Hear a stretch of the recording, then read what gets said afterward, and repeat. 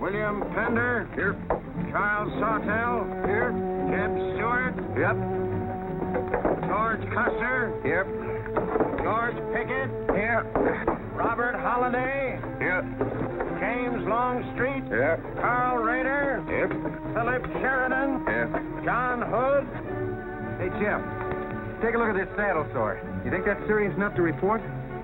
I don't know, George, but I'm certainly going to report mine. You boys can have the cavalry. Me, I'm going to apply for the infantry. Tired of playing housemaid to a temperamental mare. That's the first good news your horse has ever heard. Go on, Gertrude, kiss him.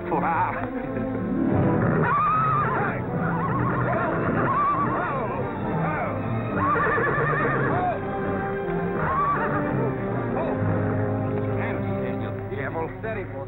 You weren't so hard-headed you wouldn't hurt your mouth. I told you before we started you had that curb chain on too tight. It's not the first time you've cut his tongue. You ever try putting a curb on your tongue? No. Nobody else ever tried it. I suppose it takes one of you Southerners to handle a horse. Well, at least we know how to harness them. You know how to harness Negroes down south, too, I hear. With a strap across their back. Come on. When are you going to take a punch at him? Too close to graduation. Besides, if I've waited 4 years, I guess I can wait another week.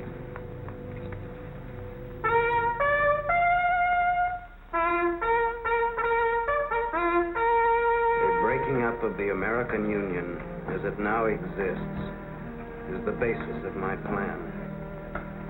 And that destruction must be made upon the issue of Negro slavery and on no other. The Union must then be reorganized on the great principle of emancipation.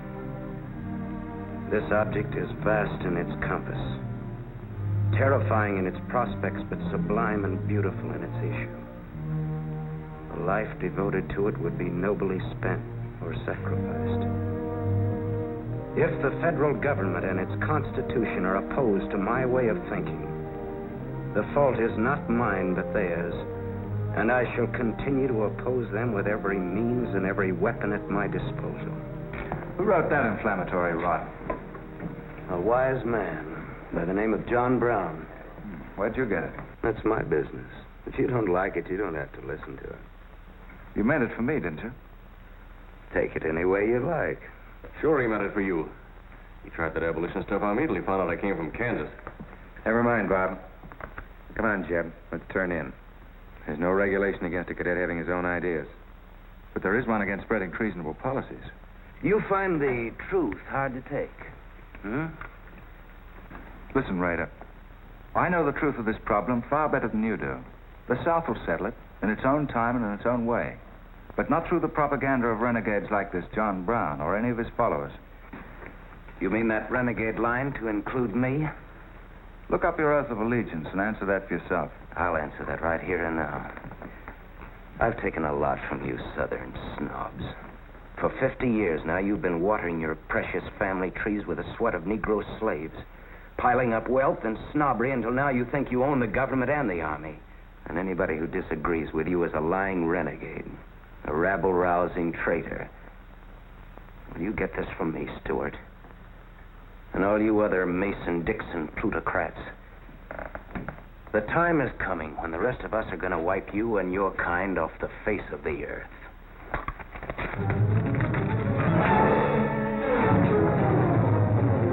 Don't be a fool. Let them fight it out. Hold it, Raider.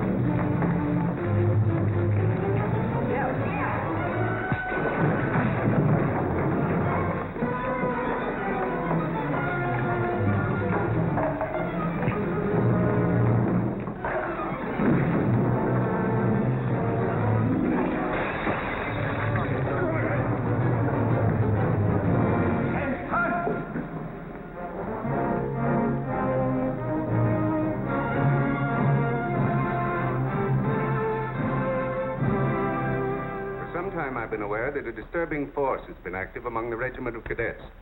The exact nature of this subversive campaign and the persons responsible for it have not been fully known to us until this moment. Stuart, by every rule of the academy, you should be discharged from the service, and your associates are no less guilty for their part in this outrageous affair. Colonel Lee, any blame in this matter is entirely upon me. my sole responsibility, sir. That's not quite true, sir. It was my fault. We're all equally responsible, sir. That's right, sir. That's right, sir. If I believed that you were guilty alone, Stuart, I should have sent for you alone. As for you, Custer, and the rest of you, you must be taught that lying to protect a friend is sometimes an extremely dangerous practice. I'm not so greatly concerned about the fight itself as I am about its cause. All 7 of you men have violated the first sin of military conduct, the traffic and violent exchange of political ideas, which are not the affairs of an American soldier. You must be punished, and punished severely. I shall request of the War Department upon your graduation next week that all of you be assigned to the most dangerous branch of the United States Army, the 2nd United States Cavalry, now stationed at Fort Leavenworth in the Kansas Territory.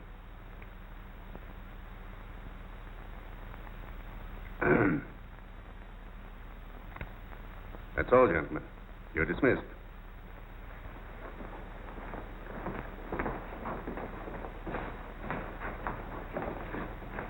Now send for Cadet Raider.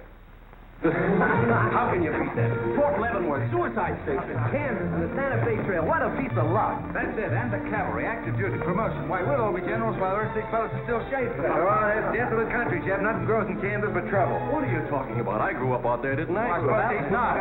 Oh! Yeah, wait till I get you boys out there, man alive. That's my stamping ground. Well, These pamphlets were found in your quarters. Dozens of them. Together with a letter written by a member of the Abolitionist Party, instructing you to distribute them among those cadets who appear to be sympathetic to their cause. How long has this undercover activity of yours been going on? Long enough. Very clever idea of your fellow conspirators to plant an agent in our midst. Your dishonorable discharge will be drawn up at once, and you'll be given until sundown to remove yourself and your personal belongings from the limits of West Point. Good.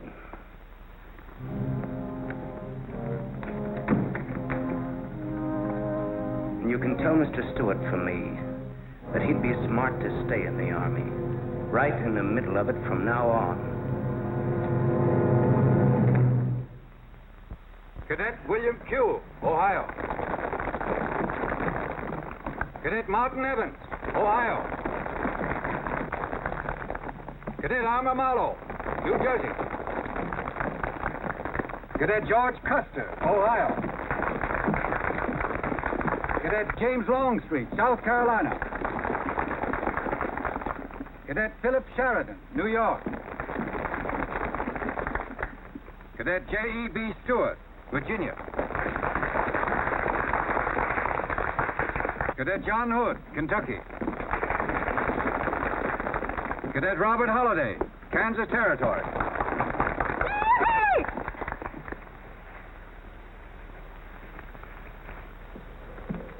Cadet Jason Wood, Virginia.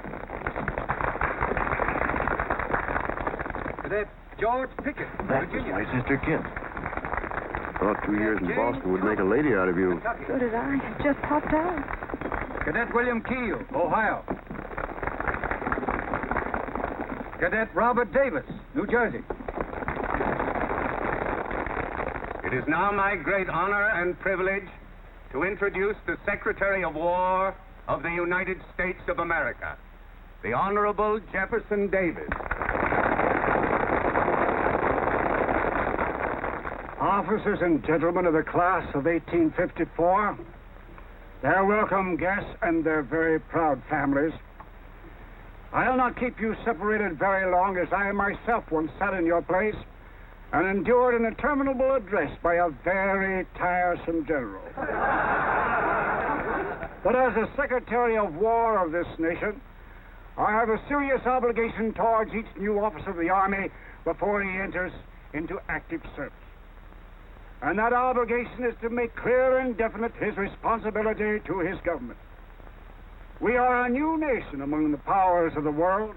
Just 80 years ago, we were fighting desperately for our freedom, and we're still fighting to keep it.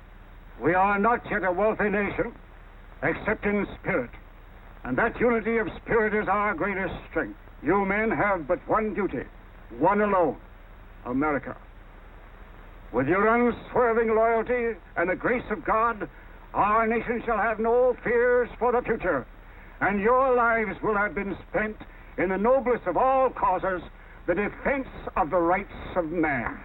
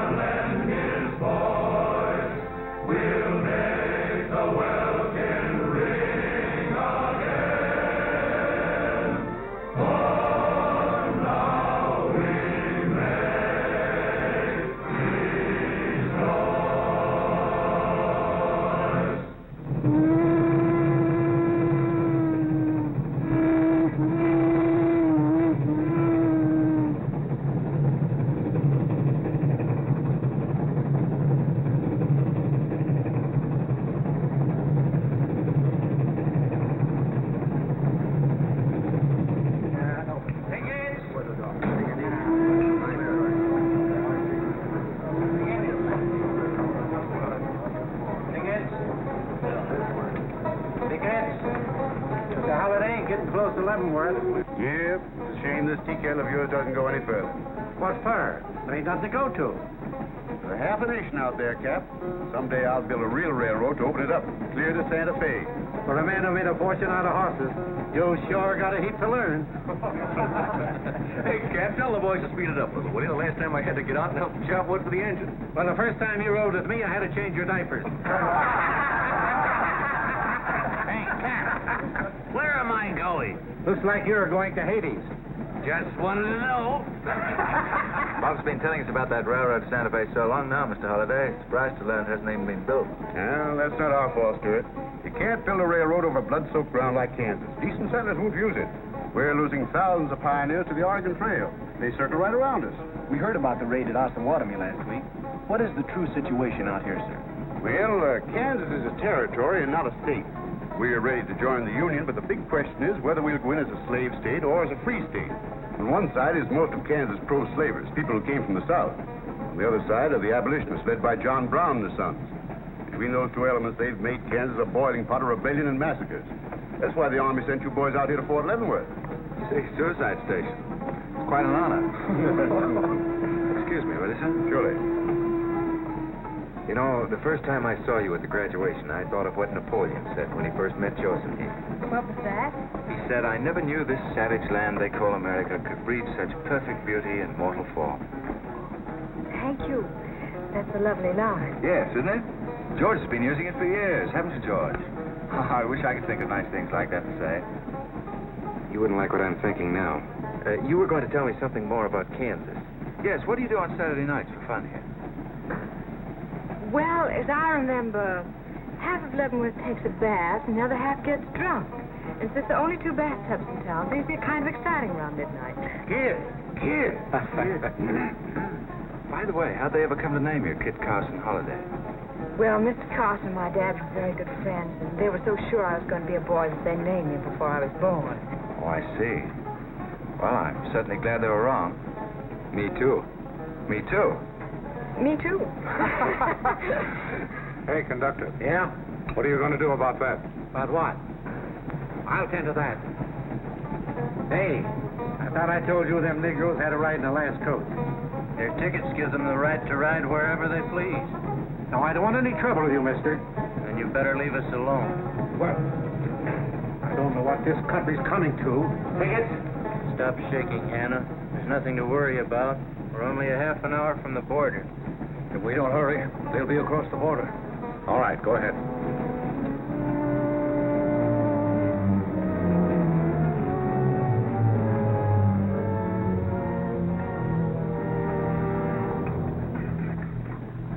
Why are you taking the Negroes? What business is that of yours? We're asking the questions. Are they free or bond? Here are the papers. You can see for yourself. Yeah, that might mean something if we didn't know who you are. But make a move. We're taking you and them off of this train while they're still in Missouri. Now, come on, get up, all of you.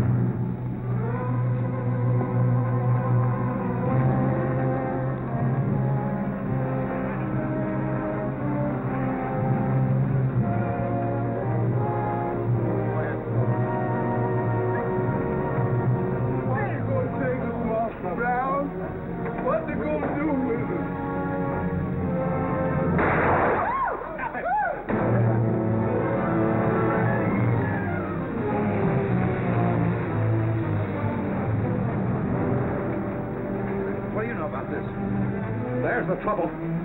Negro slaves. He was trying to sneak them across the state line. I'll get that murdering jayhawk over this if I have to hang for it.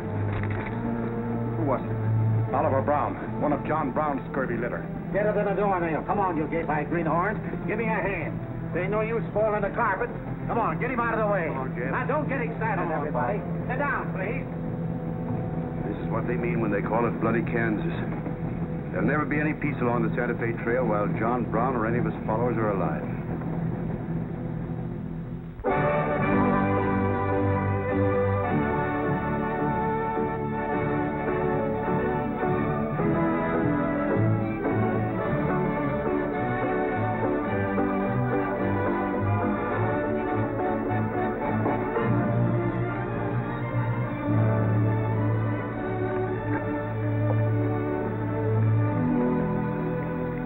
This is the present terminal. I propose to come down here to Wichita, then along here across the Arkansas River, along the Cimarron River over here to Las Vegas, then on into Santa Fe. Now, that'll be our first section of track from Leavenworth to Wichita, right over the trail. How soon do you figure to start? Well, the men back east say they're ready to put up the money as soon as we can prove that a railroad through Kansas is safe and will pay. Dad! Yes, kid? Where did you put the loading list? This? Gosh, I clean forgot to make one out. That's great. 98 tons of freight ready to roll and no orders for loading. How'd you run this business till I was away? That's why I sent you away, to show you what a skirt was. Look at your clothes. Look at the grease on your nose. What would your friends in Boston think of you now? Frankly, Dad, I don't much care. If you're going to keep your nose in a paper railway, I better keep mine in the family affairs. Tex! Wendy! Tex! Where are those ornery customers? What do they think they're getting paid for? Tex! Why didn't you tell me?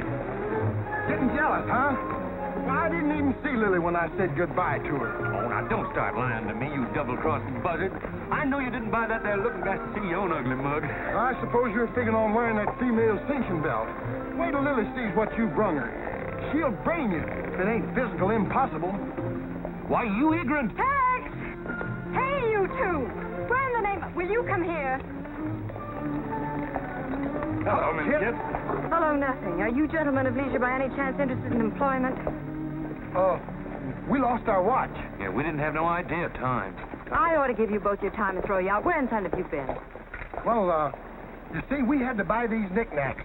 Well, we sort of got a gal in Santa Fe. Lily, Hofstadter, and what do you mean we? I'm engaged to her. well, who ain't? You set up housekeeping in Santa Fe, or is this just gilding the lily? She wanted us to fetch her one of them fancy French looking glasses. Ain't it pretty? What's your answer to that, Tex? What are you laughing at, you long-eared jackasses? Go on, get to work, both of you. Go on, jump to it. You better hide that thing or start wearing it.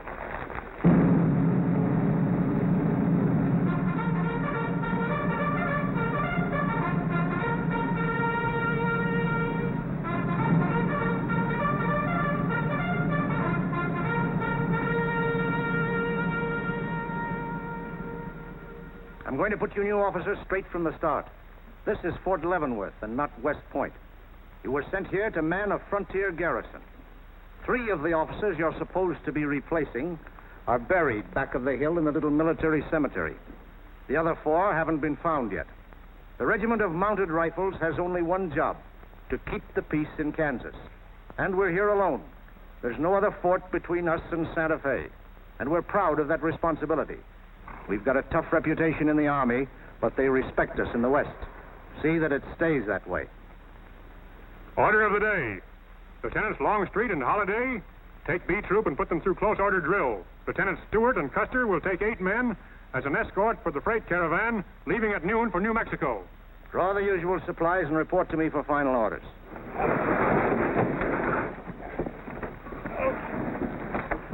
Say, will you keep all those cases of Bibles near the tailboard? They're only going a short haul. We sure will. Let's go.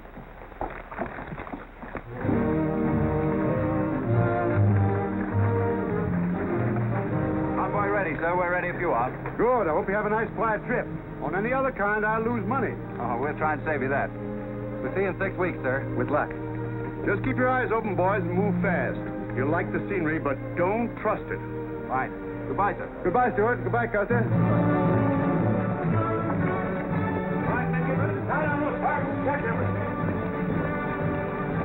Corporal, detail 2 men to cover each wagon. Yes, sir. Phil, move all these barrels over there for the next one.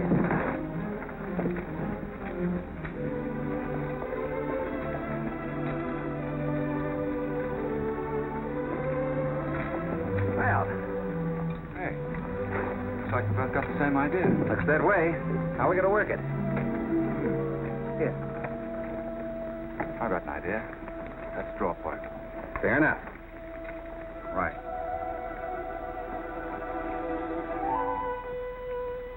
I got the long one. Hey, wait a minute. Where I come from, long man loses. Tough luck, old man. Here, hold my horse. 1 half hour, 1 streeter, 7 and 8 is 15, 12 and 14 is... Why, Joe, there's something missing. Must be me. Hello. Hello, what are you doing here? Oh, playing nursemaid for those wagons. Should be the other way around. Oh, the convoy. That's a silly idea, Dad. She thinks that man John Brown's behind every bush. Well, it's not that I mind so much. It's being away from you for 6 weeks, just when we're getting started. Started? When? Look, I've only got a few minutes left, so I've got to be fast. You haven't been exactly slow for a couple of days. I've never seen such a pair of whirlwinds as you and George Custer. Oh, George. Poor old George. Well, never mind about him. Look, kid, I might as well tell you before I go. I'm completely crazy about you. What? Now, wait a minute. Let me finish. I needn't warn you about army life. The pay's bad. I'd never be home. You'd probably be a widow in 2 weeks. I see. Have you thought of any particular names for the children? No, be serious, will you? This might be the most precious moment in our lives. I hope not, not the least so. Haven't you got any heart at all? Yes, I have. And it's going to stay right where it is. I don't know a thing about you, Jeb Stuart. My brother thinks you're wonderful. But then he was dropped on his head when he was a baby. Well, at least you'll let me kiss you goodbye, won't you? Oh, well, it's quite an honor, but no thanks. I don't really deserve it. Well, hello. Say, this is quite a surprise. The corporal's looking for you. Says it's very urgent. I'll bet. Kit, we'll take this up later, right where we left off. Now, George, don't be long-winded. Listen, Kit, we're due to leave in a minute now. There's something I've got to tell you. I'm head over heels in love with you. George, you sound just like an echo. Oh, Kit, pardon the interruption, George, old man. Kit, there's something I forgot to ask you.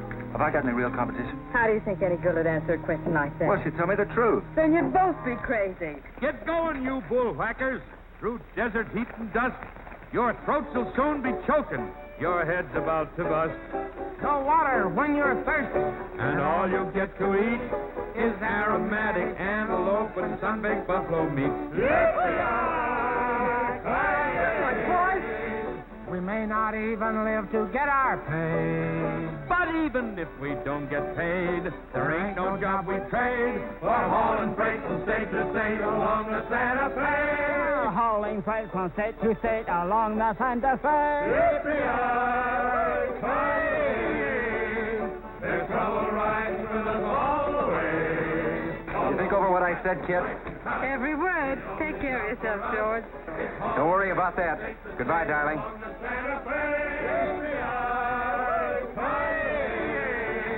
The trouble riding with us all the way. Although we sweat and fight and cuss, the only job for us is hauling freight from state to state. Make a little bet, kid? Sure, on what? Those 2 boys? I'll give you 3 to 1. I can name the winner. That's ridiculous. Which one do you want?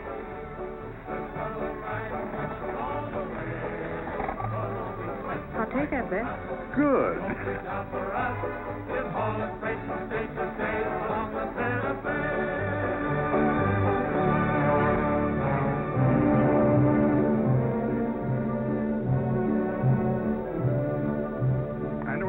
all volunteers not to enter Kansas unequipped, nor to display their weapons to public view. Let that be understood beforehand. Warn them also. Not so fast, Father. Warn them also that our plans must be known to ourselves alone. That they join me in the clear knowledge that all traitors to the cause must die, wherever caught and proven to be guilty. Tell them that we stand by one another while a drop of blood remains, that under no threats or pressure do we make confessions.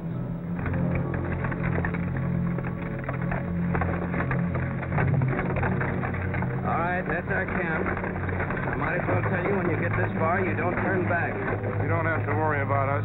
We ain't the kind that quit. That's fine to see you keep it that way. Save all of us a lot of unpleasantness.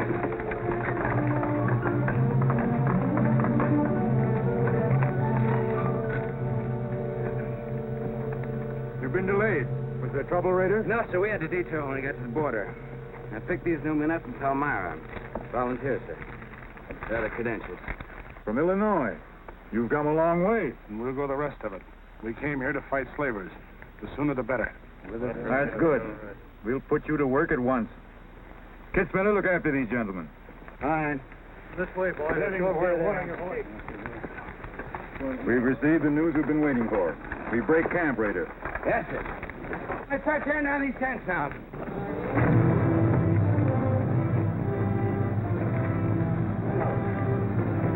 Oliver. Kurt. I'm all right. Where's Father? Father. What has happened to you? Where are the Negroes you were told to bring? A couple of pro-slavers tried to grab us on the train. I shot one of them and jumped off. You left 4 helpless people alone to save yourself. I had to do it, Father. It was me or them. You cowardly fool. You should obey my instructions. We leave at once.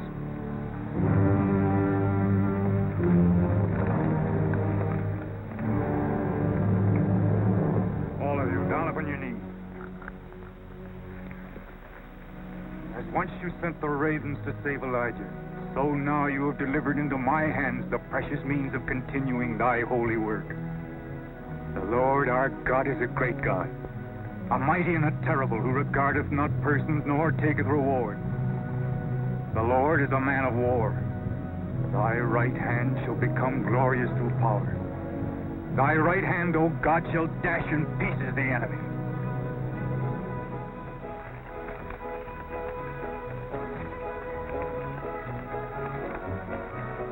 Hey, Oscar!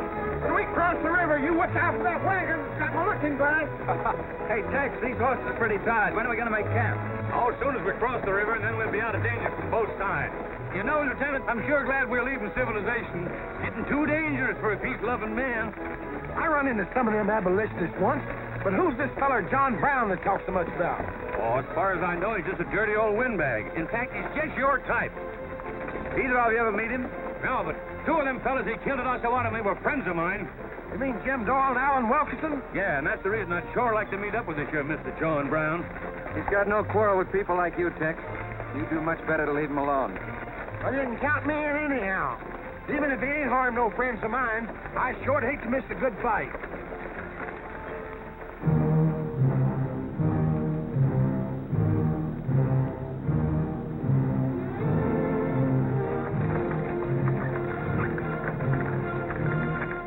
This is wrong, Father.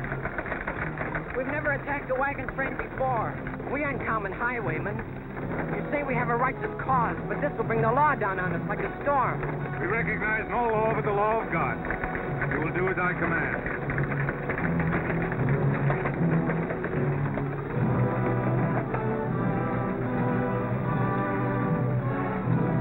Take your men back, Raider. Wait for my signal.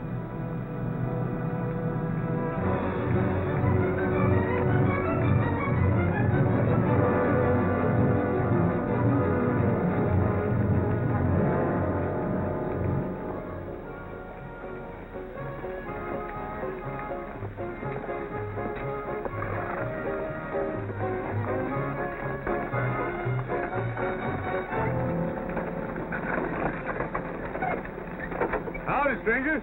Good morning. Are these Holiday's wagons? That's right, sir. My name is Smith, Jonathan Smith of Newton. Well, what can we do for you? I believe you are carrying some freight consigned to me. Oh, it might be. Have you got something to show for it? I have this receipt from the shipper. Come a long way with an empty wagon, haven't you, Mr. Smith? Newton's about 100 miles from here. My home is in Newton, sir, but my place of business is much closer to the trail. Oh, I see. I thought your horses looked pretty fresh. 8 cases of Bibles. That's right. Come on, Wyndham, we'll unpack these Bibles for the parson. Jason, bring up your wagon.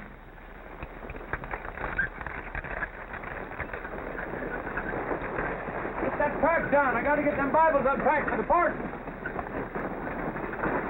That's a funny thing. I've seen that fellow somewhere. The way it seems to me. Isn't the kind of a face you'd forget in a hurry. No. Wait a minute. I know. In some magazine, The Atlantic, I think. Well, and he's either from Boston or he's a missionary. No, it's something else.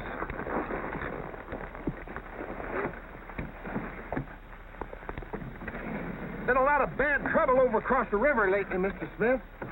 That murdering skunk John Brown's on the loose again. Better keep your eye peeled for him. Thank you. We shall. This stuff sure is heavy for Bibles. How would you know? You ain't never even saw one.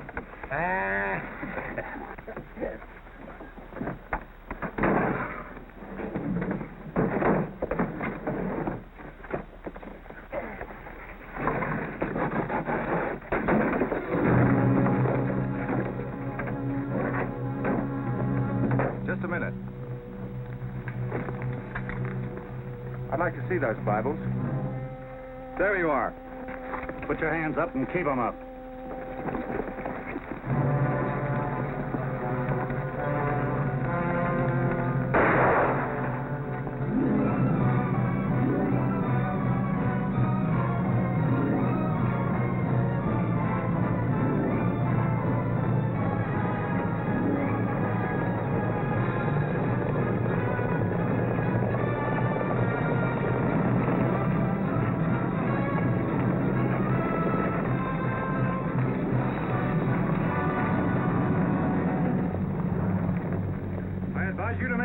Towards your guns. Bring up the other wagon. Now then, quickly with those other crates. All right, get a move on there. Only the ones marked Bibles. Hey, Jeb. Look. Our friend Raider. Well, this is a surprise. And a commission in the cavalry, too, huh? I see you've got the commission you were after. You know these men, Raider? Yes, sir, very well. This one, Stuart, comes from a rich slave-owning family in Virginia. He called you a lying renegade once, and I jumped him for it. John Brown. Him? John Brown? I have nothing personal against you men, but I will deal harshly with any interference. I might have known you'd wind up with this outfit. Well, that's one of the troubles with the Army, Stuart. They don't teach you to think ahead. They do one smart thing. They teach you never to turn your back on an enemy without first making sure he's harmed. Stop it. We'll not saddle ourselves with a killing just to satisfy your personal quarrels. One more murder won't mark you any deeper than you are now, Mr. Brown. I intend to be a marked man. Back to your horse, Raider. Back to your horses, all of you. I've given you fair warning. You can keep your heads or lose them as you wish. Move on.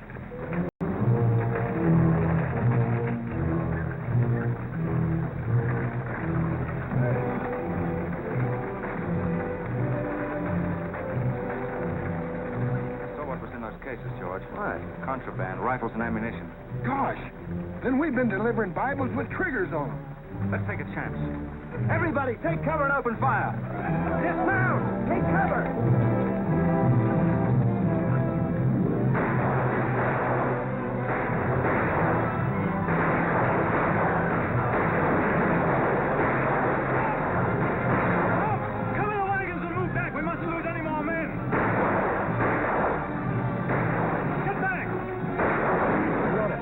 Away. No, they're not. We're going after them. Hey, wait a minute. The outnumber is 3 to 1. Well, if it makes you nervous, don't count them. Come on. Everybody mount and follow me. Everybody mount. Come on, Dave Tail. Here's where I get your medal. Forward!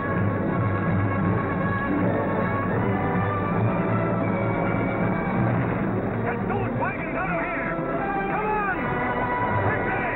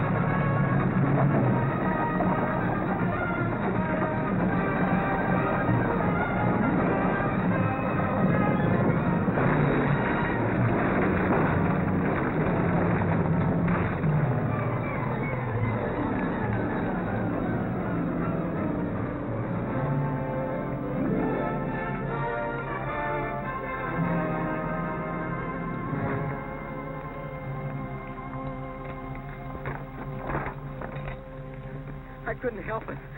I didn't do anything. All right, son. Nobody's going to hurt you. Who are you? Jason Brown.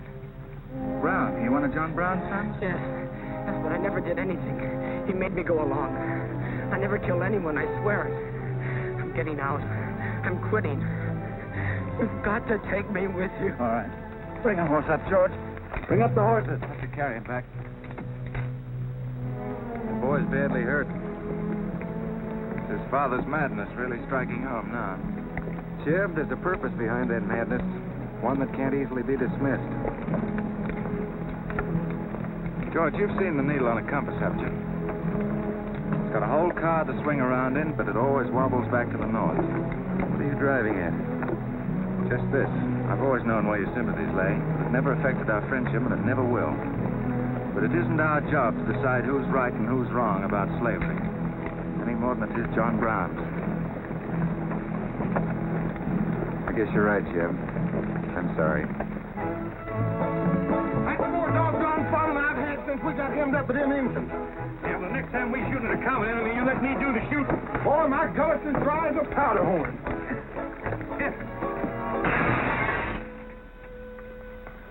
Get up! You busted Lily's looking glass. When she looks at herself in that, she'll think she's 100 years old. Or more. Of course we're aware that firearms are contraband in Kansas. Do you think we'd have accepted those boxes as freight if we'd known what they actually contained? Well, I'm just asking, that's all. Doesn't it seem strange to you that Dr. J. Boyce Russell, the most prominent religious leader in America, should be sending rifles marked as Bibles to John Brown? How can I control the marking of crates? We once received 3 tons of gunpowder marked birdseed. Well, then you'll have to examine every crate you haul. What? For all we know, this contraband may have been slipping through for months. Jason, listen, son. You've got nothing to be afraid of if you'll be honest with us. Now, I want you to answer my question truthfully. Did your father ever mention this shipment of rifles when he discussed his plans? Not to me. He never confided in me. Just Fred and Oliver. Fred and Oliver? My brothers. Where are their headquarters? I don't know where they went. They have a dozen places. I don't know. All right, kid. Don't worry about it.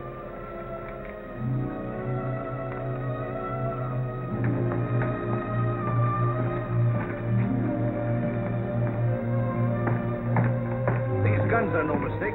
Anyone with the best interests of Kansas at heart can tell you that. No bandy-legged bushwhacking soldier can talk like that about the holidays. We've got as much interest in Kansas as the United States government, and a darn sight more investment. We were here before the Army came, and by Godfrey, we'll be here when you're gone. If you think you can... Well, Stuart, what did you find?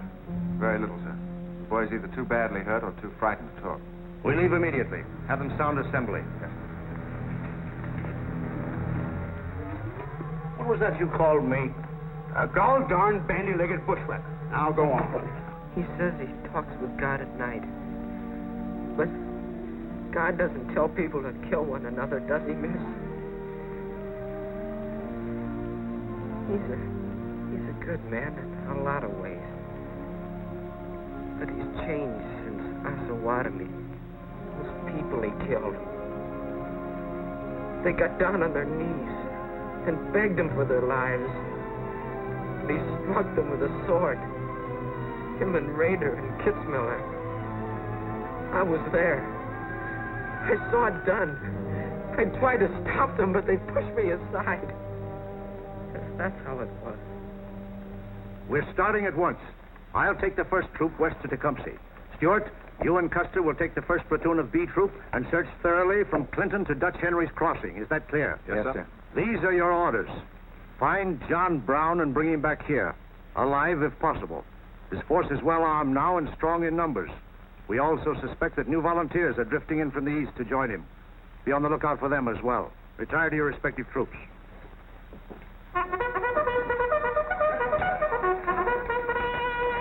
What's that? They've caught some more of us. No one's been caught, Jason. Not even you. You've committed no crime to be afraid of. I'm sick of being afraid. I'm sick of hiding like a hunted thing. I want to walk free like other people. You will, Jason. You're safe now. No, I'm not. Not as long as he keeps killing and thinking that he's right. He can't be right, can he, miss? I don't know. His reasons may be right, Jason. They may even be great and good reasons. But what your father is doing is wrong. Terribly wrong. And he'll keep on repeating that wrong as long as he lives. Then I'll never be free of him until one of us is dead. I know that now. My life don't mean anything. But if he dies, maybe this whole scheme of his will die with him. I'd rather have it that way. His life. Even if he is my father, against many thousands. I'm going to tell you where to find him. Oh, Jason, I'm not trying to... I'm going to tell you anyway. In the house of Jubal Morgan, Palmyra. That's where they went. That's their headquarters. Tell the soldiers. It's better that way. His life against many thousands.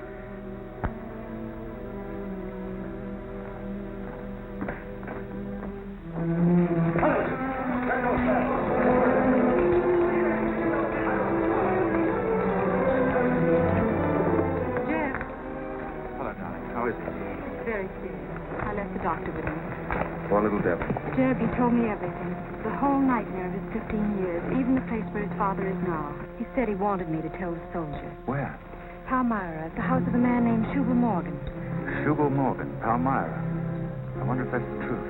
Jeb, I'm frightened. That boy is crippled for life. And that man on the train, he died for a principle.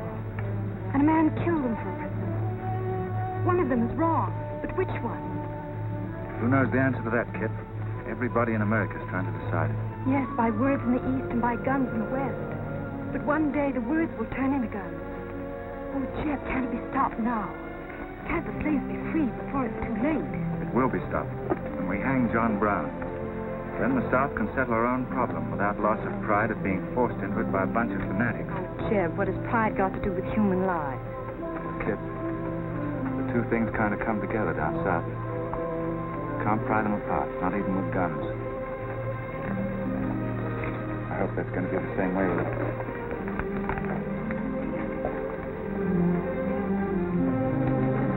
Uh-oh, that's me all over, Clumsy Custer. Or can I get into this, too? Yeah? Sure. Looks like you're in on it. Don't miss much, do you? I've seen you work before, son. That's where I learned. Just credit one more to my account, Kit. I like to let the interest accumulate. Well, goodbye. Goodbye, George. Kid, don't be long, Jeb. No. Goodbye. Goodbye. Kit, remember this, will you? I love you. Put that in your little bonnet and keep it there until I come back. I'll remember. Goodbye.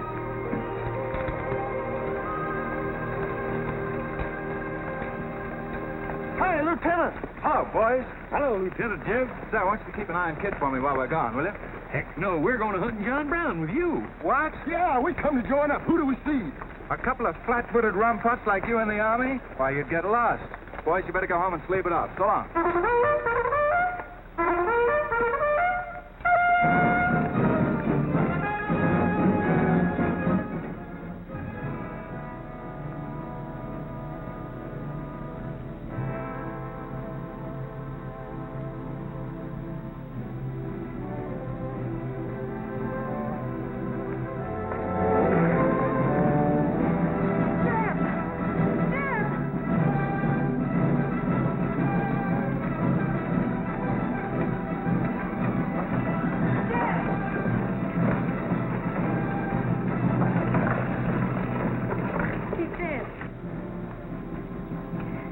If you find John Brown, tell him. We'll try to find him. Goodbye.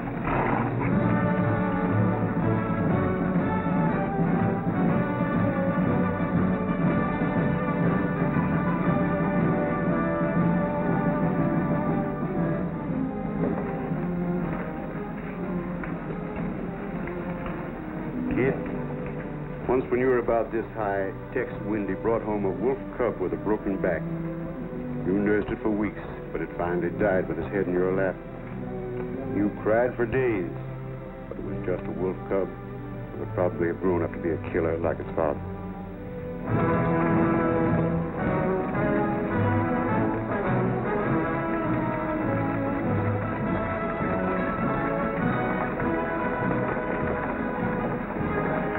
What has being flat-footed got to do with riding a horse? Calling me a rumput's what hurt me. I ain't had a drink since noon.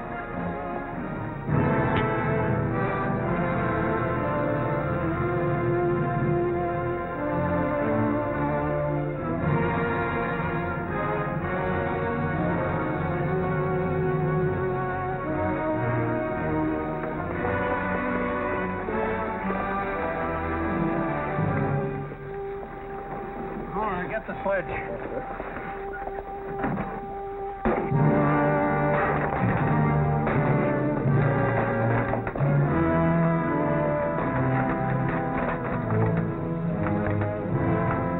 Sure is expensive salt pork, Mr. Morgan. Not the way we get them. Look them over and stack them in the barn. Yes, sir. This looks like the best shipment we've had yet. Wonder what Rader's worked up about. Him and the old man been arguing for an hour. Looks like another job for us if Raider thought of it. West Point education's a wonderful thing. Yeah, if you can collect on it. Yeah. I signed up because you promised to pay me. Trained this rabble gang of yours to a solid, fast-moving unit of fighters. Taught them how to use these new rifles, how to follow orders, and take a town in army fashion. But I haven't received a red cent in 3 months. Now, what about it? Mr. Rader, I enlisted you on the recommendation of friends in the East who said you would work for the cause. You've done your job well. I have no complaint up to now. But our plans are ahead of any personal greed. If you feel otherwise, you are free to get out. But you must decide here and now. I want only loyal men around me.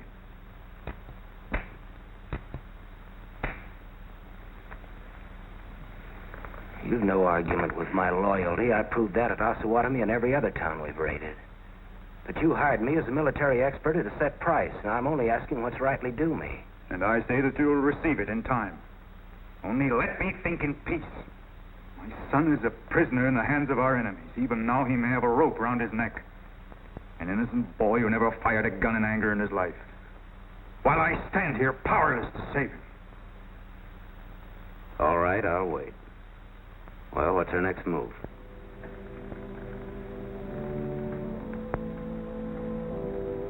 The Bible has said an eye for an eye and a tooth for a tooth. Tomorrow at daybreak we will destroy Delaware Crossing.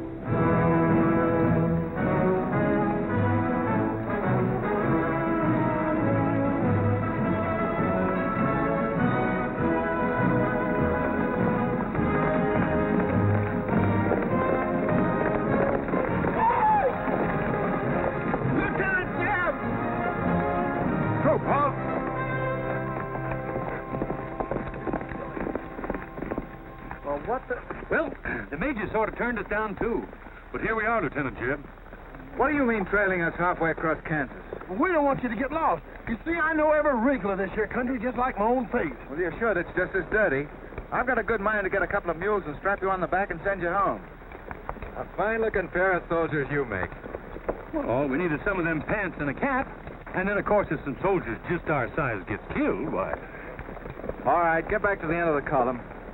Go on before I get that mule. We don't have to obey no orders. Since we ain't in the Army. But we will. Yeah. Wait till Kid hears about this. She'll skin him alive. That's if they got any skin left.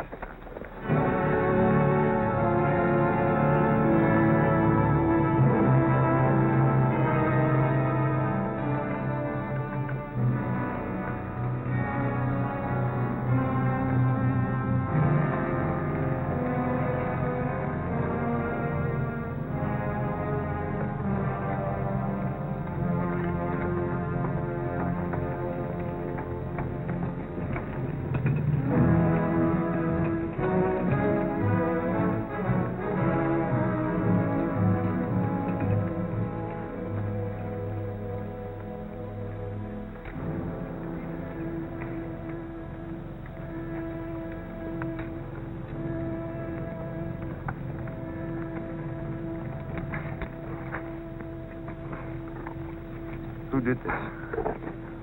John Brown. How many men did he have with him? Around 100, maybe more. How long since he left? 3, 4 hours. We lost count of time. Well, you're the man that had the run-in with one of the Browns on the train.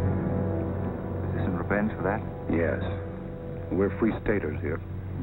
Brown always knew we'd get him someday, if he didn't get us first. Well, I'll leave you some men to help you bury your dead. Let's see you back to Leavenworth. We don't want any help. This is our fight. We don't want you or nobody else to finish it. I'm going to take care of John Brown myself. Get on your way, soldier. We got work to do. I know how you men must feel about this. But my orders are to break up all armed forces. Yours, John Brown's, or anyone else's. I'm sorry, but if you organize under arms, I won't be able to draw a line between you. That suits us, if it's got to be.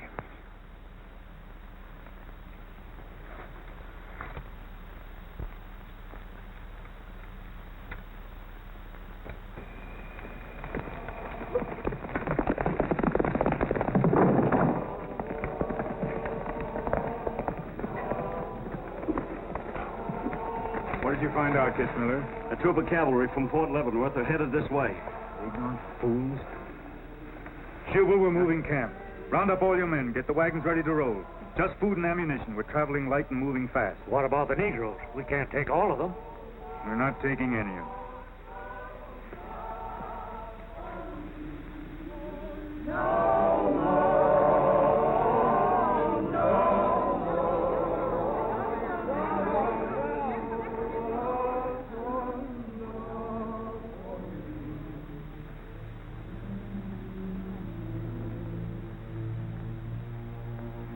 My children, the hour of deliverance I promised you has come. I am leaving Kansas now to continue God's holy work. For Gideon took 10 men of his servants and did as God had said unto him. And it was so that he did it by night. And when the men of the wicked city arose early in the morning, behold, the altar of Baal was cast down. Please, Captain Brown, what did that mean? What you gonna do with us? Means that you are freed, the first of many millions to whom I shall give freedom from slavery. Does just saying so make us free? How we gonna live? Get food and shelter? There are many good people in Kansas who will give you work and protection. From now on, you must fend for yourselves, as other free men do. My work here is done. Praise God. Glory, bless God, we're free. The captain done kept his word. We're free. We're free. We're free.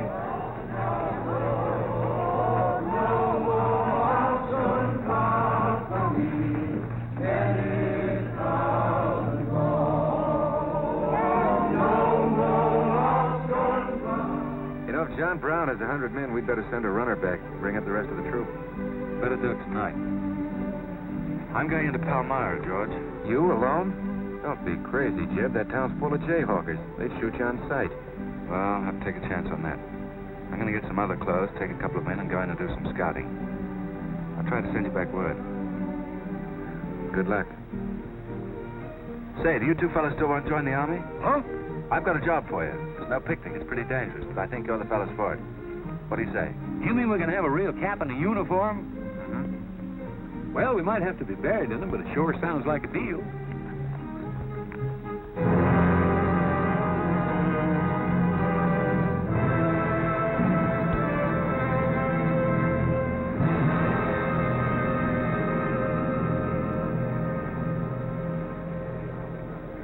The law's got nothing to do with it. We came here to join John Brown because he's a leader and a fighter. The whole thing's going to be settled right here in Kansas. We came here to fight slavers, didn't we? The only way to fight them is with guns. Sure give you a good looking over in this here man's town. Yeah, I feel just like I was taking a bath in the bathtub without no sides on it. The only kind of a tub you ever was in. Say, who could I talk to in this kind of a town without arousing suspicion? The town barber. That's right. Anytime a barber can't talk to a stranger, he's liable to go crazy. Town barber. That's it.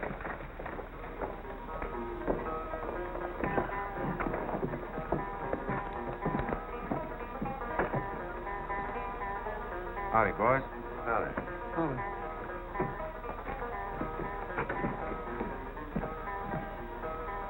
Pretty good-looking horse for this part of the world. Yeah. Kansas is all right for men and dogs, but it's pretty hard on women and horses. Say, look at that brand.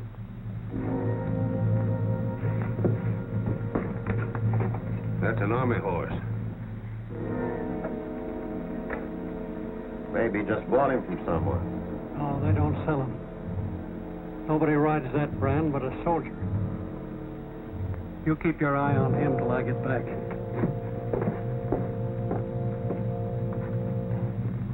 You still got that creepy feeling about this place?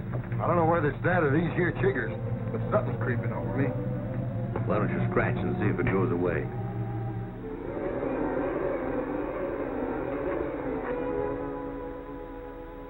Yeah, I reckon that is all it was.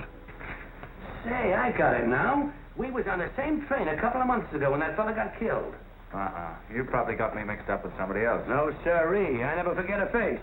Although I was a little drunk at the time. Well, they are. Fella you saw probably had two faces.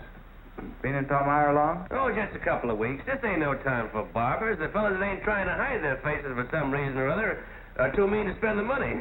Yes, I've heard you've got some pretty tough customers here. Tough? Say, I'm afraid to shave half of them. I'm afraid they'll get up and cut my throat. Say, did you ever run across this famous, what's his name, John Brown? Sure, he came in here once. Strange-looking man with a hemp mark on his throat. Hemp mark? What's that? Oh, it's an old barber superstition. A little red line that runs all the way around here. Anybody born with that mark is bound to be hung. That's so. Say, I haven't got one, have I? Not yet. Maybe.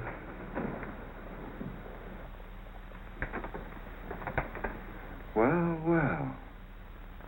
Keep your hand away. Get it.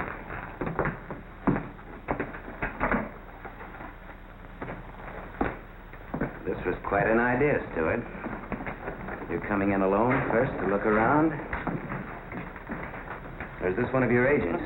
I ain't never laid eyes on him before. I swear it. I don't know him from Adam. What were you up to? Well, it's your move. You figure it out. My next move is plain enough. Didn't they teach us how to handle spies when we caught them red-handed? Same treatment for renegades, wasn't it? When you catch them. This will make you quite a hero, Stuart. The class of '54 will turn out in a body for your funeral. They may even hang your picture in the West Point Library. There's worse places to hang. Get him out of here, Red, or we're wasting time. Just having the last few words with an old classmate of mine. And I had them coming to me. Come on, get up. We're going to give you a good look at what you came to see.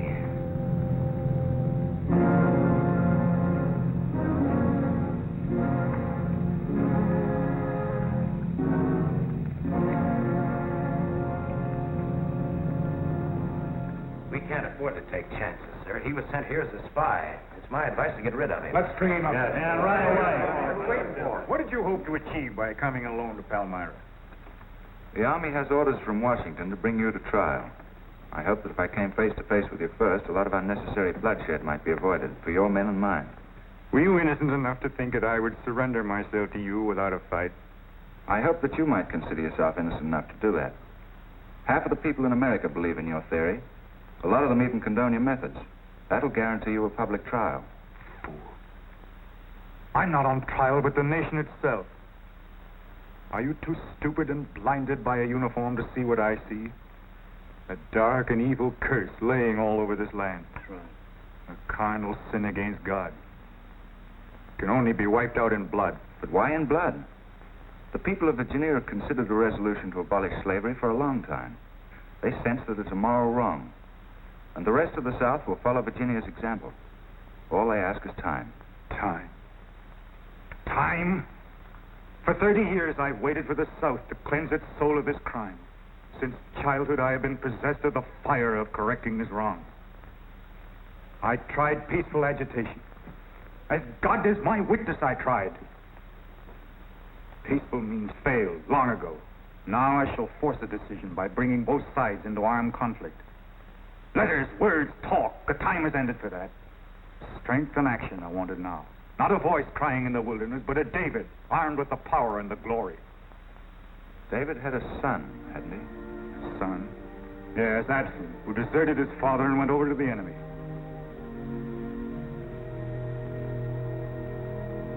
What are you trying to tell me, Stuart? And Absalom died because he feared his father. Jason's dead. So be it. My son has paid for the sins of this world with his life, as once did the Son of God. It shall not be in vain. Whether you kill me or not, the army will crush you all in the end. My advice to you is to find peace with your Maker.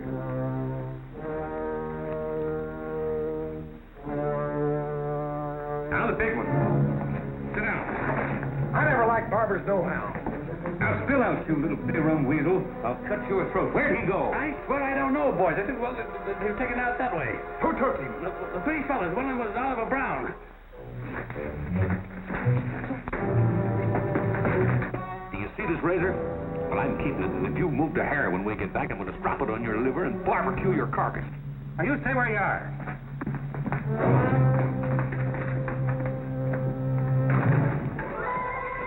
Back east for me.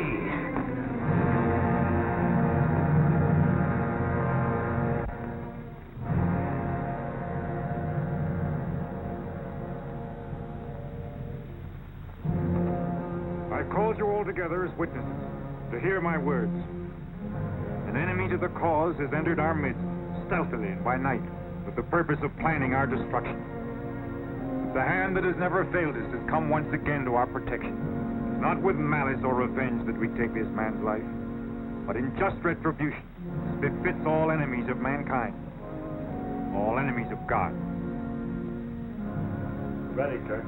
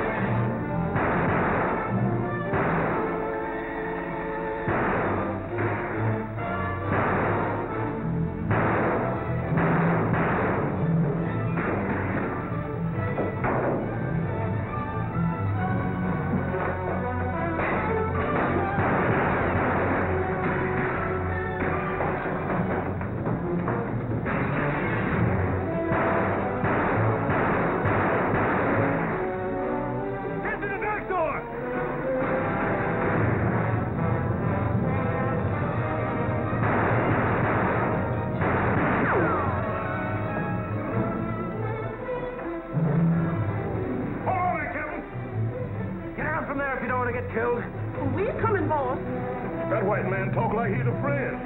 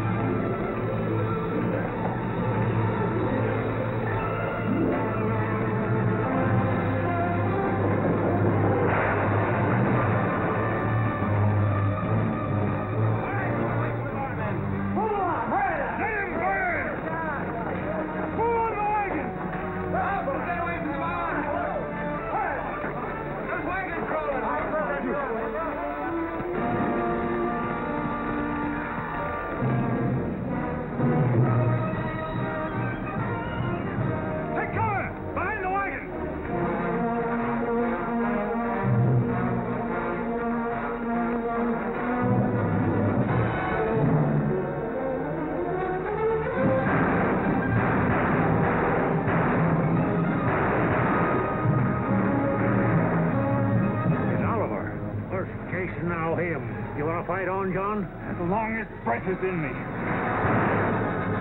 Round the charge!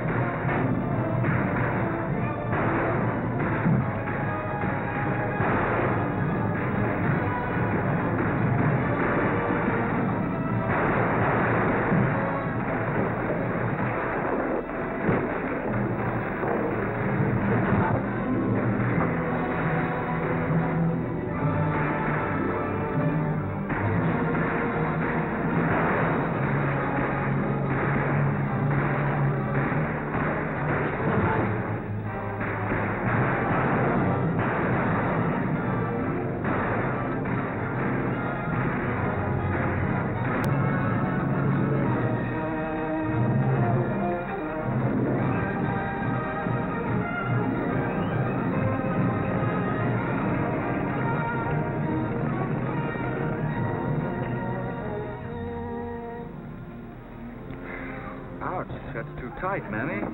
Don't tell me how to do this, boy. I've been wrapping white folks all my life. When they was babies, I wrapped one end. And when they growed up and took on too much corn liquor, then I wrapped t'other end. Ah, so what made you leave home? Well, old John Brown said he's going to give us freedom. But shuckins, if this here Kansas is freedom, then I ain't got no use for it. No, sir. Me neither. I just want to get back home to Texas and set till kingdom comes.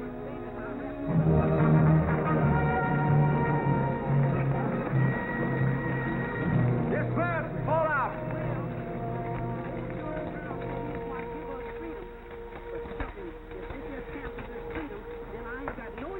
Well, we had a nice ride. Both ways. Lost him, eh? He and a few others got away in the hills. I think I hit one, Jeb. You ought to heard him holler. Heard him holler, you jughead. That was me. You shot my hat off. Well, it won't matter much. He's broken for good. From now on, he'll find every man's hand against him. Nothing will ever break the force of John Brown, Jeb. Not even death. Oh, you're wrong, George. He's finished. His force is broken forever.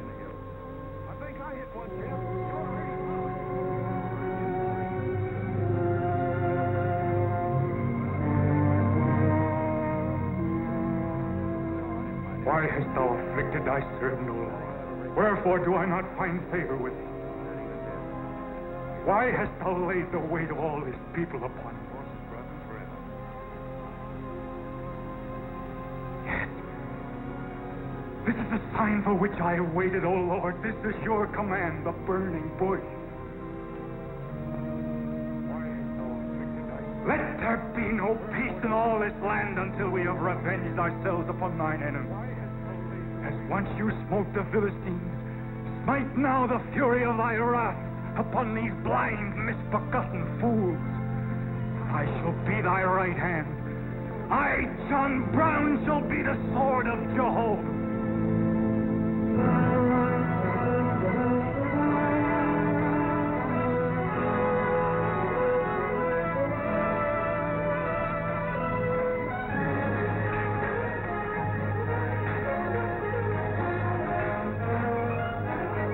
Good look, gentlemen. The beginning of the railroad to Santa Fe. These rails are going to stretch their way right across the old trail, right over Kansas, down into the territory of New Mexico. Someday we can tell our grandchildren that we opened the doors of America to the great Southwest. Won't we, kid? You just build your railroad. I'm not guaranteeing anything. Yep, the end of John Brown was our beginning. Maybe it'll cost a lot more blood and grief, but it's going to be worth it. Dad, can I ring the bell on the first train? Yep, and blow the whistle. That'll be a day you can live for, kid. Won't it? We can tell our grandchildren that we opened the doors of America to the great Southwest. Won't we, kid? You just build your railroad. I'm not guaranteeing anything. Yep, the end of John Brown was our beginning. Maybe it'll cost a lot more blood and grief, but it's going to be worth it. Dad, can I ring the bell on the first train? Yep, and blow the whistle. That'll be a day you can live for, kid. Won't it?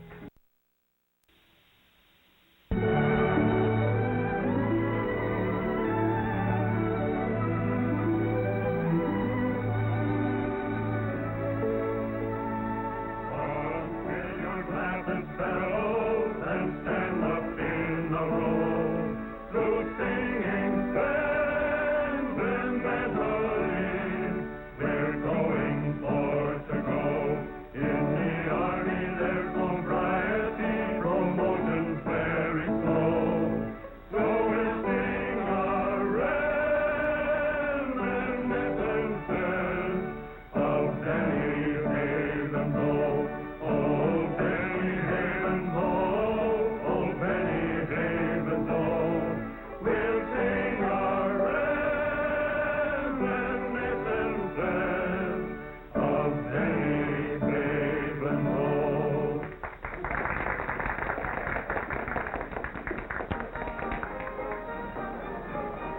Congratulations, boys. Thank you. That was excellent. I didn't recognize the song. Where does it come from? It's an old Army song, a farewell. These young men have all been promoted and are ordered back to Washington. That's splendid. You lucky devils, I had to wait 10 years for my captaincy. And I also followed tradition by proposing to my wife the same night. Wouldn't you like some refreshments? Yes, I would. Splendid idea. Well, I think I'll run down to the stable. Horse threw a shoe this morning. See you later. I'll go with you. Maybe I can find it.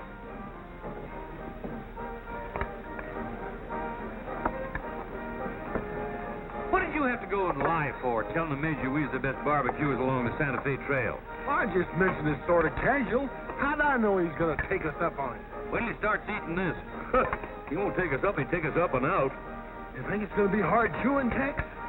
Well, I don't know. I still got a hunch. We should have skinned it first. We took the horns off of it, didn't we? What is the captain's pay, Jeb? $38? 40. 40 a month. Say, that's enough to get... Go on, get what? Well, you know, this and that. What are you planning to do with your extra pay? Exactly the same thing as you are, son. Want to draw straws? Not this time. This means too much. Well, how are we going to handle it then? Take turns? I don't trust you southern boys in the moonlight.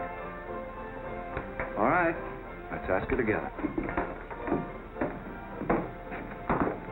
Hey! Wait a minute. What is this, you loose? Come on, don't argue. Just come along and listen. There you are. George has got something to ask you, Kit. You have the floor, George. Well, I don't know just how to start, Kit, but there's an old Indian woman who hangs around the fort and tells people's fortunes. She's supposed to be a wonder at it, and, well... Yes, George? Well, she said I'm going to get married soon to a very beautiful girl. Did she, George? That's very nice. Pretty slick opening remark. Kit, were you ever by any chance a blonde? Why, no. Not even as a baby. Are you sure? This old woman's never been wrong before. Absolutely sure. Well, maybe she's still right. There's a whole lot of beautiful blondes in the world, George. Let's ask her. Let's. Wait a minute. Kit, are you in love with him and not with me? I guess I am, George. You're going to marry him? Oh, wait a minute. I can handle this proposal from now, son. Kit, you really mean that? You haven't asked me anything yet. I wonder if I said the wrong thing. Couldn't have been more perfect. Now, where's that Indian?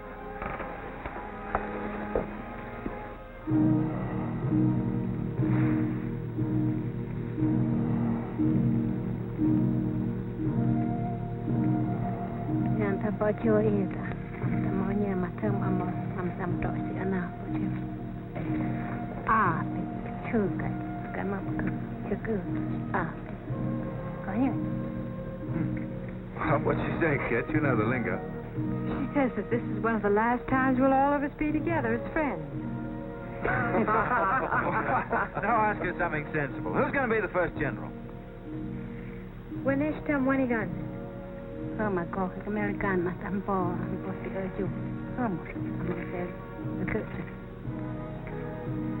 She says that one day you'll all be famous men, great in battle, but bitter enemies.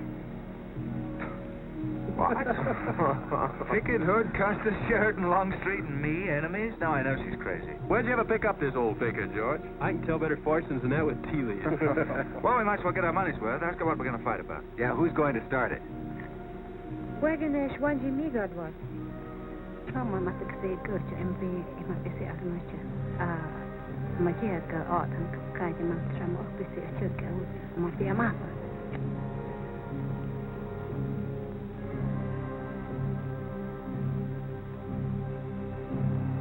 What's this? Too ridiculous to tell? She says the fight has already started. Somewhere in the east, a man is lighting a torch. Now, at this very moment, the two of us will help to kill him. But none of us can stop him.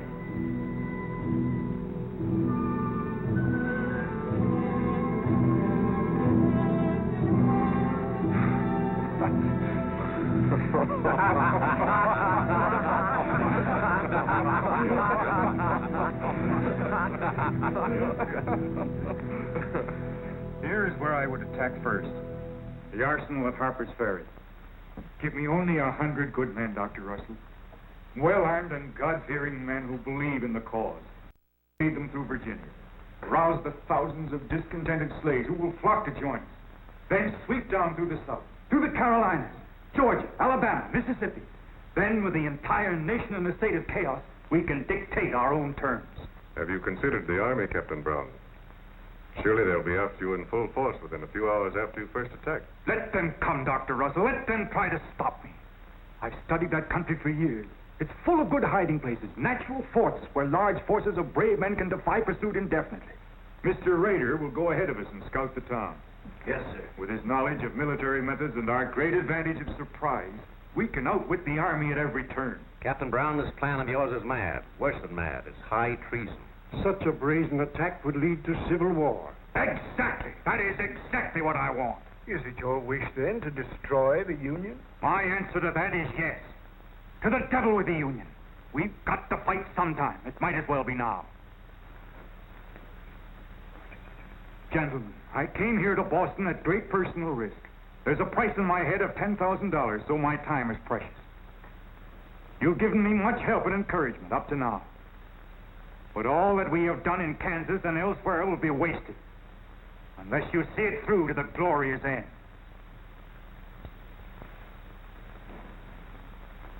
How much money will you need?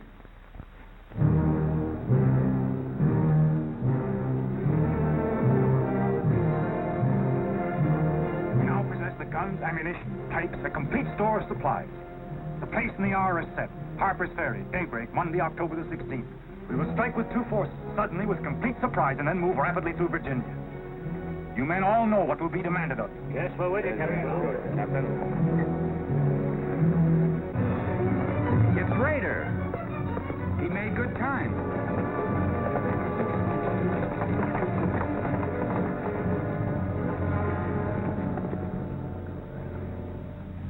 Well, what did you find? Speak up. Is anything wrong at Harper's Ferry? Well, the town itself won't be any trouble. There's a bridge of the Baltimore and Ohio Railroad to be blocked, and we got to cut that telegraph line to Washington. What about the government arsenal? It's guarded by only 2 men. Here, I made this rough map of the place. Good. Excellent. This is precisely what I wanted. We must first take some hostages from the town. That'll prevent an attack by the civilians, and we'll move directly on the arsenal. Now, there's something else. What? I want to settle our account. Back in Kansas, you promised to pay me what's due when you got the money. How dare you demand the settlement of a private matter? Was the nation's hour of deliverance not 3 days off? Well, that's putting the cart in it. I've done a job for you nobody else could do. So I was right at Palm. Self means nothing I'm to only holding you to your word. Are you indeed? Have you forgotten so quickly my methods with disloyalty? I haven't forgotten anything. Money to pay me, and you can't afford not to. Then add this to your memory. I haven't waited 30 years to bargain with a rogue at the final hour.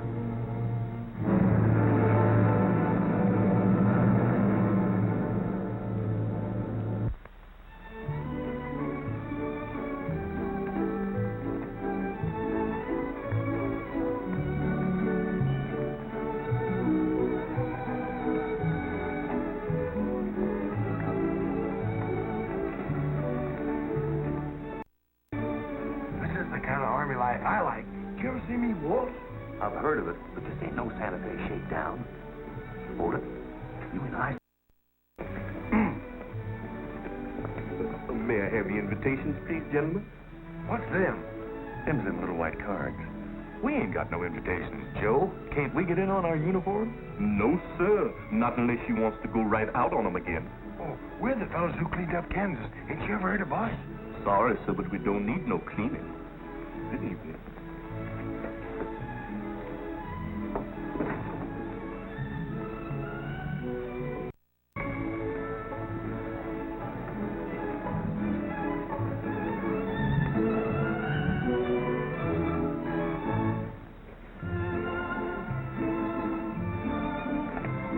Hello, handsome.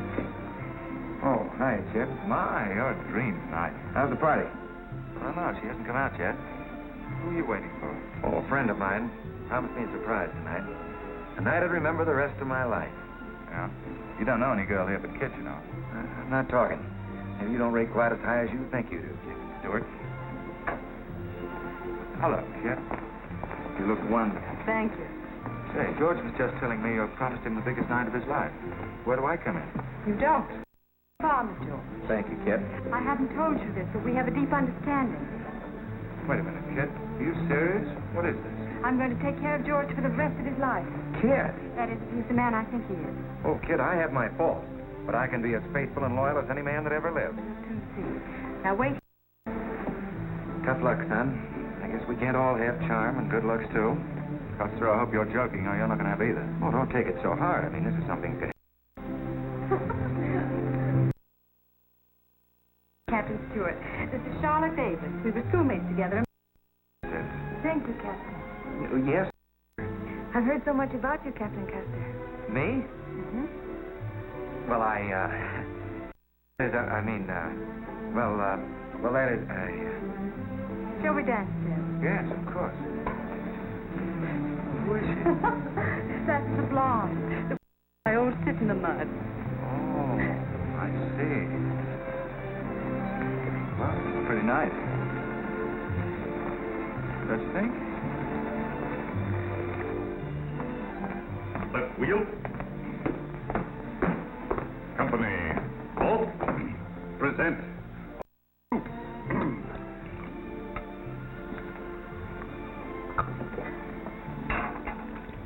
Yes, sir?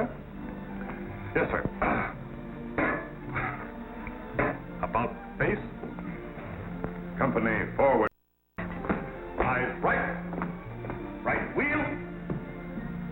Well, there I was, right out in the middle of 500 crazy fanatics, heavily armed. And me with only 15 soldiers. Heavens, Captain, how terrifying. What did you do? I sized up the situation at a glance, dismounted, and walked straight toward him. Not alone. My dear young lady, there comes a time in every soldier's life when he must stand or fall alone. And if you knew the Army, you'd understand that he who hesitates is lost. Simply wonderful, Captain. Oh, it was nothing, really.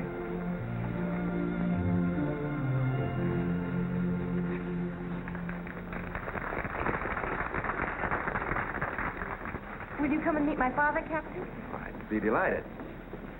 He in the government service? Yes, but I think he'll lose his job in the next election. Oh, that's too bad. Say, he should be in the Army. You know, politics don't bother us. He'd rather go fishing anyway. Father. Hello, Charlotte. Hello, Colonel Lee. Hi, dear. Father, I'd like you to meet Captain George Custer. Oh, but of course I met the captain at West Point when he graduated, didn't I? Yes, sir. Hi, Custer. I'm fine, Colonel Lee. We've heard good things about you. Congratulations. Yes, the captain's just been telling me how he put down the trouble in Kansas by himself. Splendid job, pile, man. Splendid. Wasn't there also a chap named Stuart, Jeb Stuart, connected with that campaign? Stuart? Yes, sir. He was around. Shall we dance?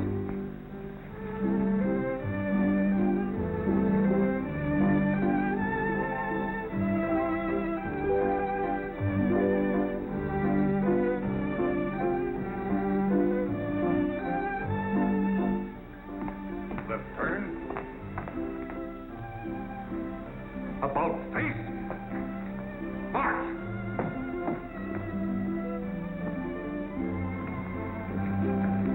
Jim. No way. You've danced with his sister once already. I don't want her. I want you. Come on. Here, you can't leave me stranded alone in the middle of the ballroom. Quiet, spread. Phil, take over this detail, will you? Oh, man. Are you drunk? Well, if I'm not, I ought to be. I've just seen enough to knock anybody down. What are you talking about? An old friend of yours is outside, and he asked me to bring you to him.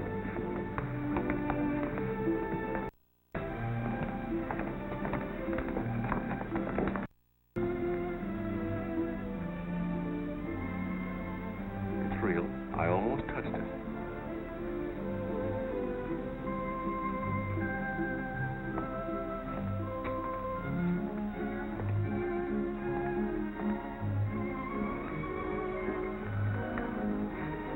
What are you doing here? I came to find you. I know what you think of me, Stuart, that I'm no good. Well, maybe you're right. But maybe I've got something to tell you that'll change your opinion. You'll have a hard time doing that. Suppose I told you that I left John Brown 3 hours ago with a well-armed force of men, not very many miles from where we're standing. I'd say you were out of your mind. All set to strike at Harper's Ferry on the Maryland-Virginia line sometime tonight. With reinforcements of over 1,200 men expected before daybreak from Pennsylvania. Brown plans to arouse the slaves. First in Virginia and then throughout the South in open rebellion. The telegraph wires will be cut and he'll block the railroad. And then at daybreak they rush the arsenal. Take thousands of weapons with the idea of arming the Negroes. Well, that's the situation, gentlemen. Move for move. I don't know, you may be able to get there ahead of them, but if you do, you've got to move fast. Tonight. It's fantastic. Our Secret Service has reported John Brown to be out of the country. Well, I ought to know where he is. I've been with him every day and every mile since we left Kansas. Then why have you informed on him? Don't forget, Colonel, I was in the service once. I was young and I made a mistake. I didn't know that then, but I do now. I guess some of the things we learned at West Point stay on inside of us a lot deeper than we realize. Anyway, I couldn't stand by and see my country torn apart by a madman like Brown. I had to come here. This was something a lot bigger than myself. Couldn't have been the size of the reward you'll get for turning him in, could it? I said why I came here, and that's the truth. But I am entitled to any reward. I'm even willing to go back there and rejoin him tonight, just in case he gets suspicious or changes his plans. Now, what more proof do you want than that? I believe him because it's too dangerous not to. How soon can you start, Colonel? We'll be ready to leave in an hour. The officers are all here. Call in at once and proceed with all speed to Harper's Ferry.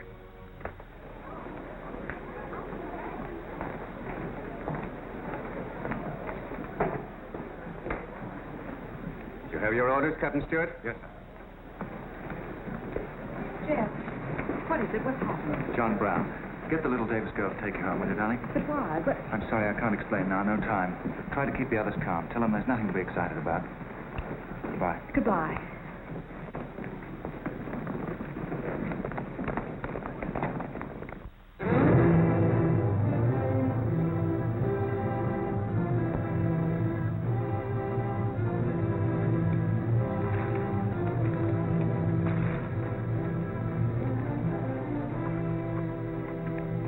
Good.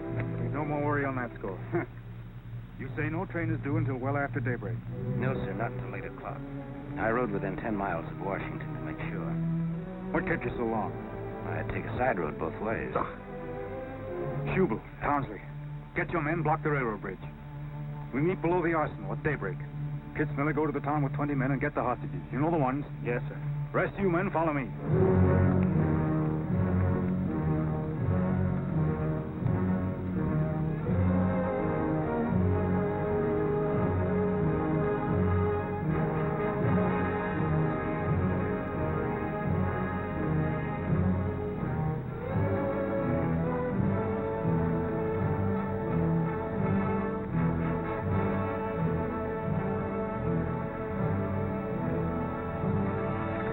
Drop your guns.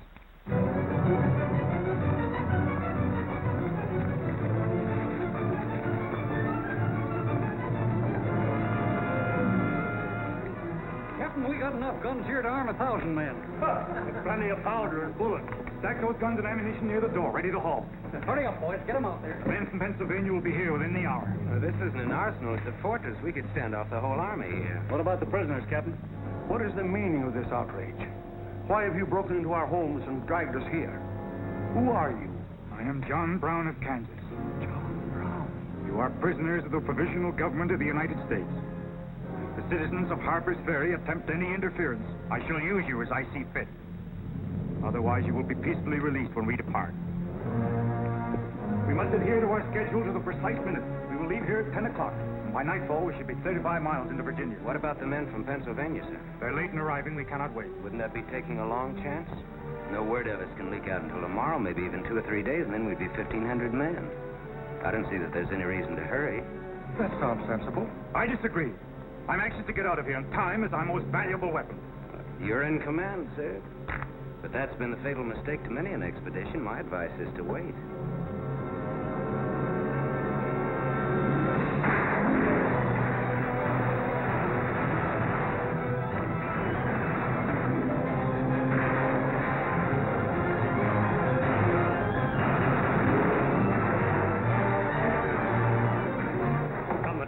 people are firing at us.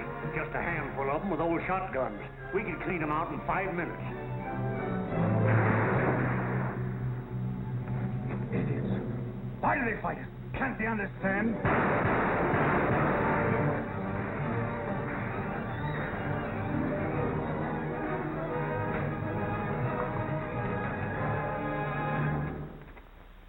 What is your name? Brewer. If you value your life and those of your fellow townsmen, you will do as I say. Yes.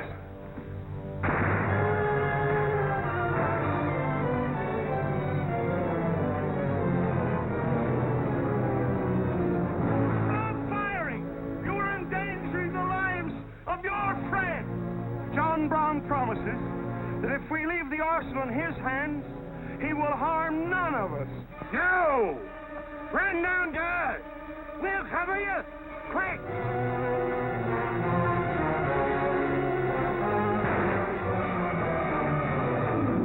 Stupid cattle. Can't they understand we're here in a righteous cause? Their interests are also ours, the good of the whole nation. We'll leave a lesson at Harper's Ferry for the rest of the South to profit by. Wipe out those fools at the foot of the hills.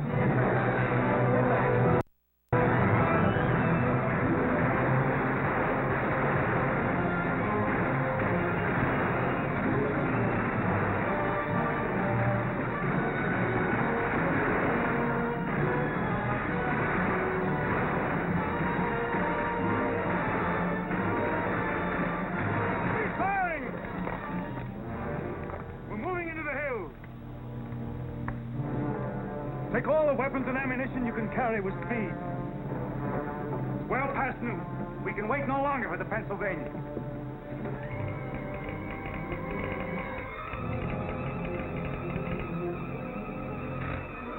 Citizens of Harper's Ferry killed, 33 wounded by John Brown's invaders in open rebellion. It's from the 2nd Force at Frederick, Maryland. The road to Harper's Ferry is blocked, unable to get through. Jefferson Guards and the Winchesters under Lee's command passed through Upperville an hour ago. They will be the first to arrive at the ferry.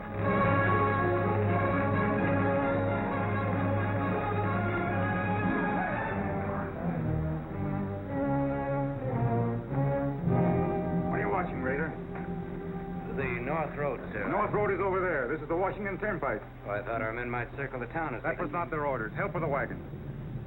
Yes, sir. Well, don't you think we ought to wait another half hour? It might be that...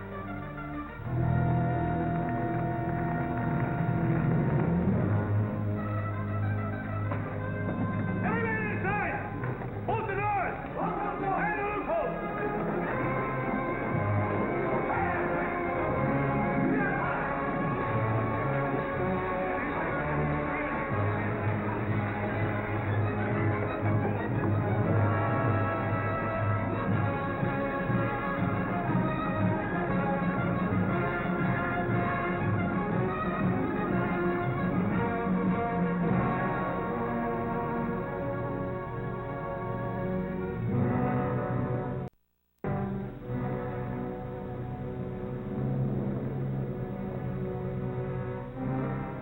Wait, you say.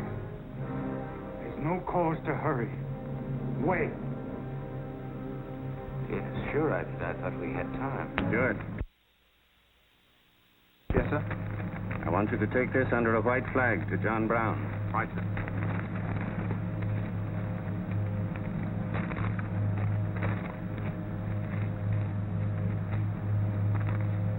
There's to be no parley. Yes or no? If it's a refusal, wave your hat to us. Right, sir. Hang on to this, will you?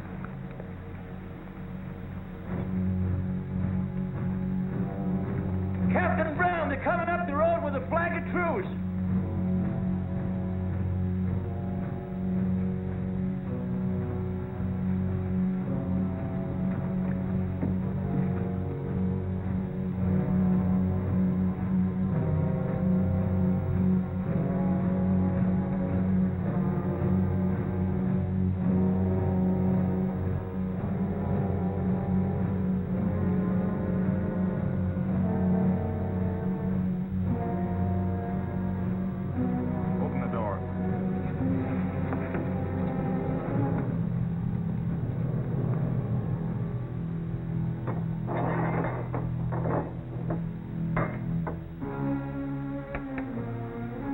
John Brown of Kansas.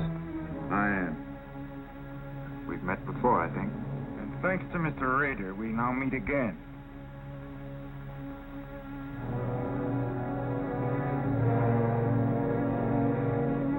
This is Colonel Lee's formal demand for your surrender. Once more, sir, you overrate your strength in supposing that I can be taken against my will. That's your final answer? It is. We prefer to die here. There's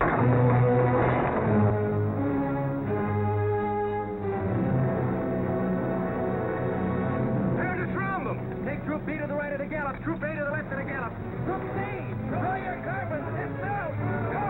Forward at a gallop.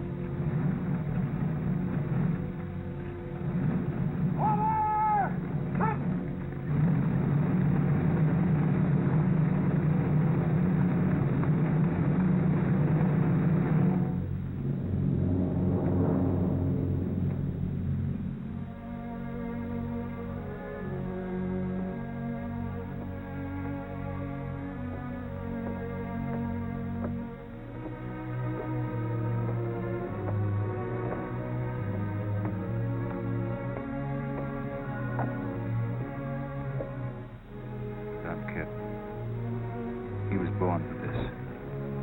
I'm not crying for him, Jeb.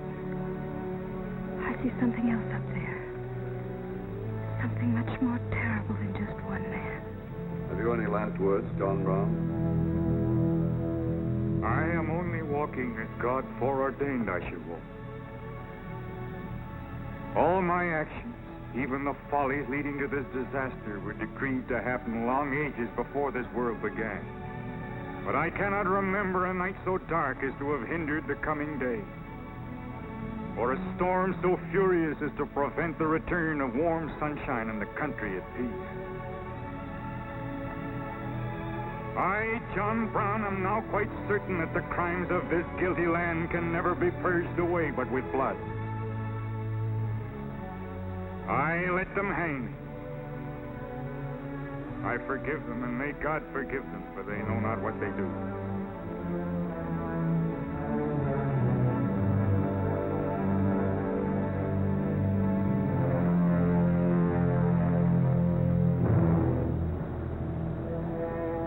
So perish all such enemies of the Union, all such foes of the human race.